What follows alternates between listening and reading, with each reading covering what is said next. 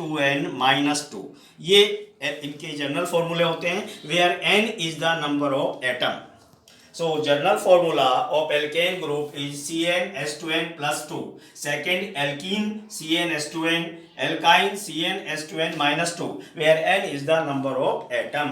That is the general formula of this one. So you understand general formula, you understand alkyl group. First we take two example.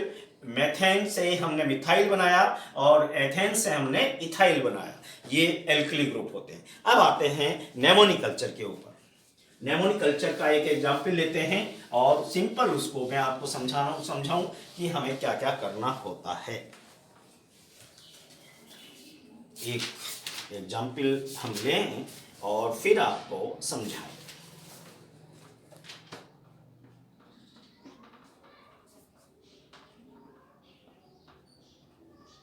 ये देखिए, ये rule क्या है। सबसे पहले सबसे लंबी ब्रांच को चुनते हैं। स्ट्रेट लाइन है तो बहुत अच्छी बात है, यदि उसमें ब्रांच है तो सबसे लंबी ब्रांच को चुनते हैं। First of all we see that there is a straight line of carbon atom in a carbon compound, तो हम उसको चूज करते हैं। But there are branch, we choose longest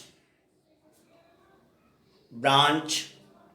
उसके बाद हम देखते हैं, नंबरिंग करते हैं, जिधर से हमारा फंक्शनल ग्रुप नजदीक पड़ता है उधर से नंबर डालना शुरू करते हैं। जिधर से हमारा फंक्शनल ग्रुप नजदीक पड़ता है उधर से नंबर डालना शुरू करते हैं। अब देखिए, there are single carbon atom and around 4 valency ethyl methyl group is present. So single bond is present. Single bond is the property of alkane. So that is alkane. Alkane का suffix क्या होता है? ANE।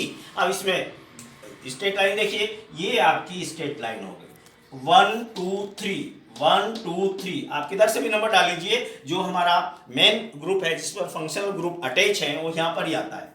तो ये हुआ 1 2 और 3। Second carbon पर हमने देखा मिथाइल ग्रुप लगे हुए हैं और वो भी 2 लगे हुए हैं। एक तो ये मिथाइल ग्रुप है और एक ये मिथाइल ग्रुप है। अब इसमें नाम के लिए मैंने आपको बताया क्या, जैसे मोहन सिंह, मोहन इसका प्रीफिक्स है, सिंह इसका सफिक्स है।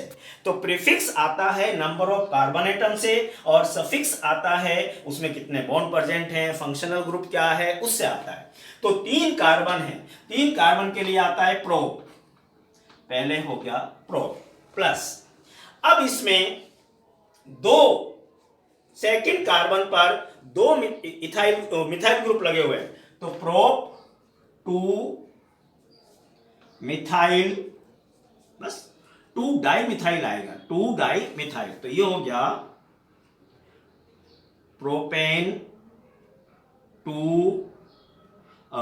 इसको आप और सिस्टमेटिक लिख सकते हो, इसको यहां लिखते हैं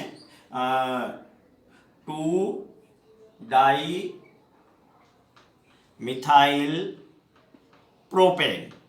ये इसका आईयूपीएसी नेम हो गया, ये इसका हो गया आईयूपीएसी नेम। इसमें थोड़ा सा और चेंज कर सकते हो, जैसे आपने यहां पे देखा 2 डाई मिथाइल प्रोपेन।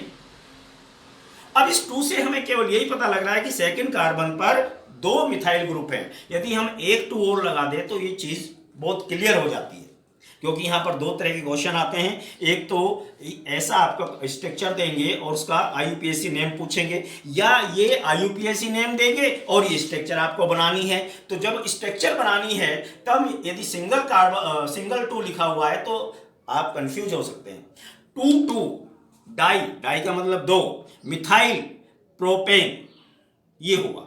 एन का मतलब होता है सिंगल बॉन्ड, प्रोप का मतलब 3 कार्बन एटम है, मिथाइल फंक्शनल ग्रुप है, डाई का मतलब 2 कौन से पर लगे हैं, 2 दूसरे कार्बन पर लगे हैं। तो इसका यूपीएसी नेम हो गया 2 2 डाई मिथाइल प्रोपेन। अब एक और लेते हैं, देखिए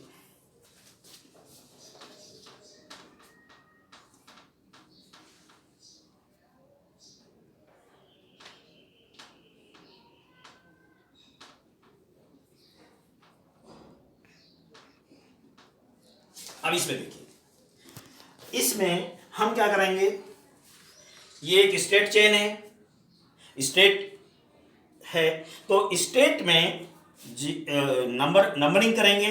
सेकंड कार्बन पर फंक्शनल ग्रुप है, इधर से आते हैं तो भी सेकंड कार्बन पर फंक्शनल ग्रुप है, तो हम किधर से भी नंबर डाल सकते हैं, कोई फर्क नहीं पड़ता। मान लीजिए हम इधर से डालना चाहते हैं 1 2 3 4, ये नंबरिंग किया सबसे पहला काम। फंक्शनल ग्रुप सेकंड कार्बन पर क्लोरो है और थर्ड पर ब्रोमो है।